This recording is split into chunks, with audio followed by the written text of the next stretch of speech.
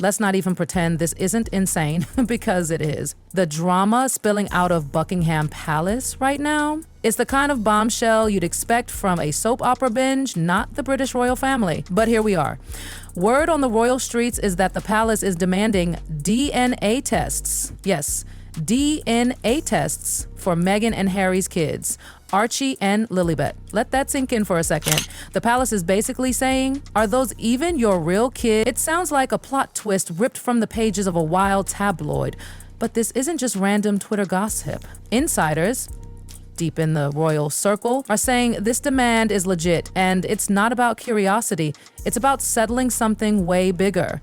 Whether Meghan actually gave birth to Archie and Lilibet at all. Allegations have been swirling that Meghan might have faked the whole pregnancy, like belly bump props, angles, poses, and all. A full-on performance. And now the whispers have exploded into a full-blown crisis. This isn't about idle curiosity anymore. It's about truth, bloodlines, and trust. But how did we even get here? I will say that, like a lot of people, I saw the Getty images of the pillow dropping behind the skirt, and I thought at first they could be photoshopped, but Getty images is very reliable. Let's rewind. Ever since Meghan's first pregnancy, things just didn't add up for a lot of people. People whispered about her bump changing shapes. They clocked her strutting in stilettos during her third trimester. And let's not forget her squatting in positions that make any 9 months pregnant woman scream. Still, the world was told to shut up, be polite, and respect the Duchess. But those whispers? They didn't go away. They grew louder, more persistent. And now, the palace has stopped pretending they don't hear them. What used to be gossip is now a royal demand for proof. You have to understand, this kind of thing doesn't happen in the royal family. They don't drag personal drama into the public like this. But something behind the scenes must have snapped, because it turns out the palace didn't just suddenly wake up suspicious one morning. This came after they took a deep dive into the archives, footage, photographs, documents. They re-examined everything from Meghan's first pregnancy. And what they found, or better yet, what they didn't find, is sending shockwaves through the monarchy. So are you saying that he's 2 weeks older? And so I thought maybe that would allow time to wean the baby away from a birth mother if a surrogate was used. It would make sense. But instead of lying to the world, why not just say, we want a baby, we're having a baby, and we're using a surrogate? It gets worse. Sources say there is no official hospital record of Meghan delivering Archie. None. Nada zilch. No documents, no signatures from royal physicians, no typical protocol that every other royal birth goes through. For a family that documents everything, literally everything, this is a giant red flag. And remember, this isn't about using a surrogate. That's not the scandal. What's blowing this up is the cover-up. If Meghan and Harry used a surrogate and said so, okay, fine. It's the lie people are angry about. The public narrative was polished, carefully curated, and completely built around a pregnancy that might have never happened. That's not just misleading, that's manipulation on a royal global scale. Don't pull that rubbish at the holidays because people aren't buying it. It's just, it's so...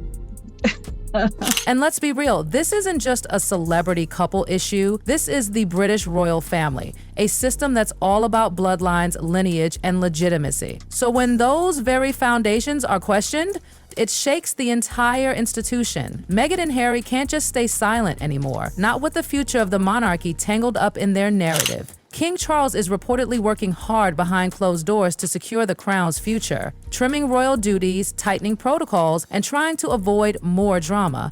But here comes the storm he didn't want, the one from his own son and daughter-in-law. Because when talks of succession came up, the next logical question was, who's actually in line? And that, apparently, is when the palace decided to take a harder look. They went back to the photos, the interviews, the records, the baby bump tours. And that's when they reportedly realized something didn't add up. The hospital documentation, missing. The royal physician's sign-off, non-existent. Maternity procedure files? Gone. And it didn't stop there. According to insiders, royal advisors got hold of confidential paperwork. And what did it suggest? That Meghan may have never been physically pregnant with Archie, that she never gave birth in any official capacity, no signed hospital records, no medical trail. For a family that records everything, down to the last corsage at a royal wedding, this was beyond bizarre. It screamed cover-up. Cue social media chaos. Old clips of Meghan's baby bump started making the rounds again, and y'all, people are dissecting this like it's a CSI case. Some days her bump looked high, other days low. Sometimes rounded, other times it folded, shifted, moved like it had a mind of its own. There's a whole subgenre of TikTok videos dedicated to this drama now. Memes, side-by-side slow-mo comparisons, frame-by-frame analyses. People are calling it fake, unnatural, theatrical. But beyond the memes and the mockery, the deeper question is horrifying. Because if it wasn't a real pregnancy, then we're not just talking about a personal choice. We're talking about a fabricated fairy tale sold to millions. And this fairy tale became their brand. The underdog royals, breaking tradition, the couple who redefined monarchy. They got praised, profiled, published, speaking tours, memoir deals, Netflix specials. The world clapped while they told their truth. But now, the narrative is teetering. Because if that truth was scripted, if it was manufactured, then what's left? And poor Harry, he's been Meghan's loudest supporter through it all. He burned bridges with his own family. He dragged tabloids through the mud. He told us all they were under attack. But if he knew this was all built on smoke and mirrors and went along with it, the fallout could wreck everything he's tried to stand for. And now here we are. The palace gloves are off. They want answers loud and clear. Royal insiders, ex-staffers, even the most polite commentators. They're all breaking the silence. No more tiptoeing. The message is blunt. If Archie and Lilibet are to have royal standing, the truth must be proven. No more curated interviews, no more coy silence, no more staged narratives. A senior aide reportedly said it best. They've had years to clear this up. If they won't, we will. That's where things stand. The monarchy isn't playing anymore. It's DNA or dismissal, proof or exile. And make no mistake, this isn't just about family anymore. It's about the crown, the legitimacy of royal roles, the meaning of title. The entire system hangs in the balance. The institution has seen wars, abdications, divorces, but this is different. This is scandal from within. And Meghan and Harry's refusal to respond, it's not reading as private anymore. It's looking like avoidance. A calculated PR game that's backfiring fast. And the silence? It's deafening. Every day they dodge the question, public suspicion grows. People are starting to take no answer as the answer. But let's say Meghan and Harry do agree to the DNA test. What then? If the test confirms Harry is indeed the biological father, sure, it might take a bit of heat off the children, but it won't erase the scandal surrounding Meghan's pregnancy. Because the issue isn't just who the kids belong to, it's how they came into the world.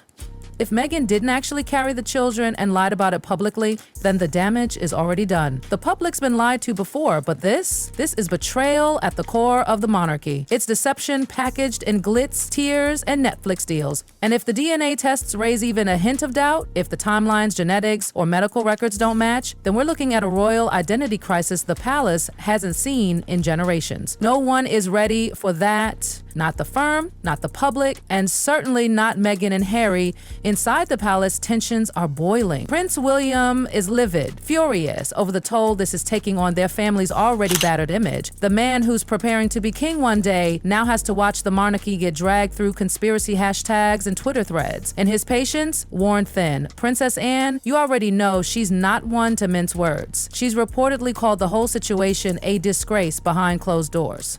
Blunt.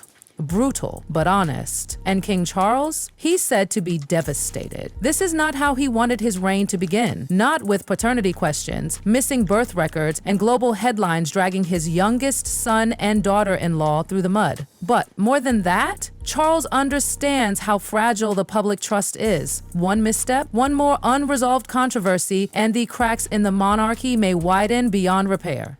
And that's the heartbreaking part. It didn't have to be like this. If Meghan had just been honest, if they'd told the public, we used a surrogate, or there were medical issues, or we chose privacy for our family, the world might have understood. People are way more empathetic than the royals give them credit for. The public can forgive a lot, but not being lied to? not being sold a fake image just for sympathy and social currency. Instead, Meghan spun a polished fairy tale, a story of breaking royal tradition, of rising above the odds, of diversity and modern motherhood, all while possibly hiding the biggest secret of all. She turned a private moment into public theater. And now the curtain is crashing down. And the palace? They're done playing nice. They've made their ultimatum crystal clear: no DNA test, no royal titles. No proof, no place in the royal lineage. That's it. Cold? Maybe. But in the monarchy's eyes, absolutely necessary. Because the future of the crown can't rest on vague stories, disappearing documents, or bump conspiracy theories. It needs facts, proof, clarity. And right now, there's none of that. So what's next? All eyes are on Meghan and Harry. Every move, every pause, every carefully crafted statement is under a microscope.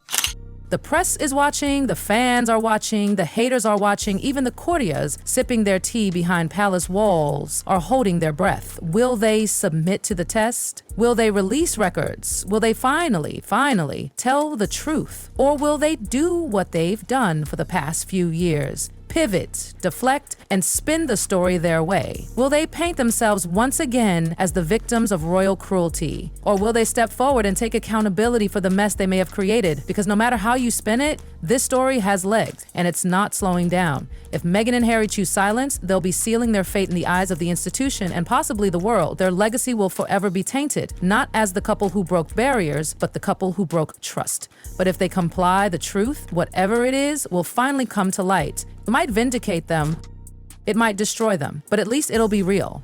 Because this isn't about tabloids anymore, it's about history. It's about the royal bloodline. It's about whether Archie and Lilibet have a rightful claim to the legacy their last names carry. And honestly, that answer may come down to something as simple and as powerful as a single swab. A single piece of evidence. As the palace draws its line in the sand and the public demand the truth louder than ever, Meghan and Harry stand at a crossroads. Will they be remembered as brave whistleblowers who defied an outdated system, or as the architects of one of the biggest royal deceptions of all time? The clock is ticking and the crown is watching.